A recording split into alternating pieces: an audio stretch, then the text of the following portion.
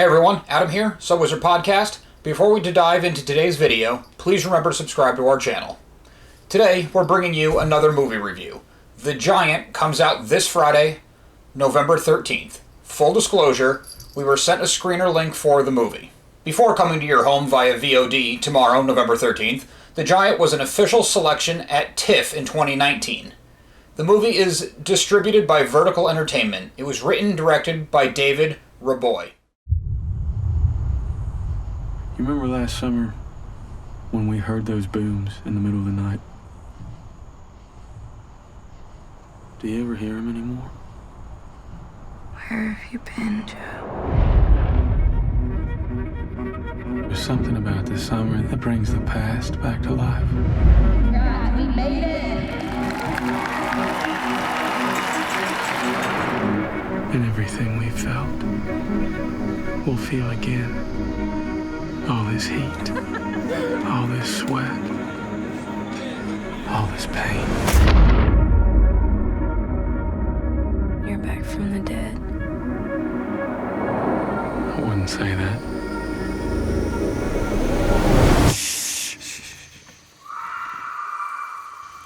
What was that? A girl was killed tonight. Your age. Here, in town. Singing and laughing, you think you could hide in all this. This is where he finds you. I think something terrible has happened. I'm seeing something in you that I prayed to God I'd never see again.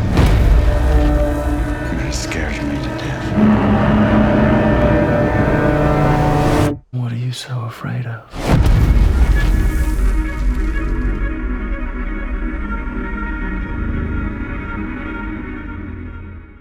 The movie boasts a strong cast of young talent including Odessa Young, Ben Schnetzer, and Jack Kilmer. Again, I hope I got the names right. I apologize in advance. The movie follows Charlotte, played by Odessa Young, as she finishes high school in a small southern town. Her and her peers give that feeling of small town life that we've seen in a lot of movies, and maybe a feeling of being a little trapped in that life or in that town. Charlotte is also carrying a lot of trauma with her. The first 5 or so minutes of the movie are beautifully shot and incredibly intense. The intensity goes full bore as the opening culminates in Charlotte's mother hanging herself. That's within the first 5 minutes, so don't jump down my neck about spoilers.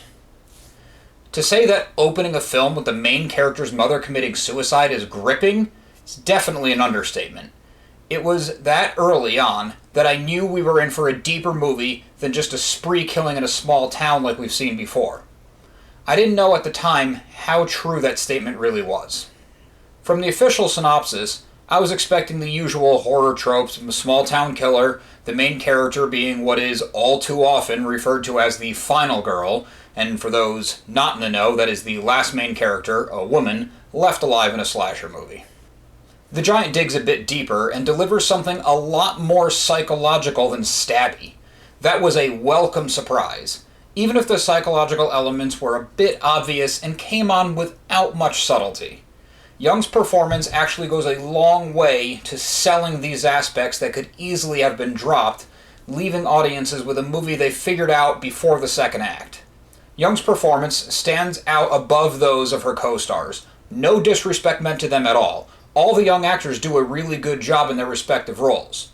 She does everything she can to tell us that Charlotte is becoming unhinged because of past traumas, some more vague than the suicide of her mother. She's also in virtually every scene of the movie, which is no small feat. Unfortunately, the script doesn't mold Charlotte quite enough to really have the audience feeling for her as a unique person, even if we are impressed by a strong performance. The movie is shot with a very indie look. There's a grain in the picture, intentionally, and the lighting is used to cast confusions and feelings of disorientation on the audience.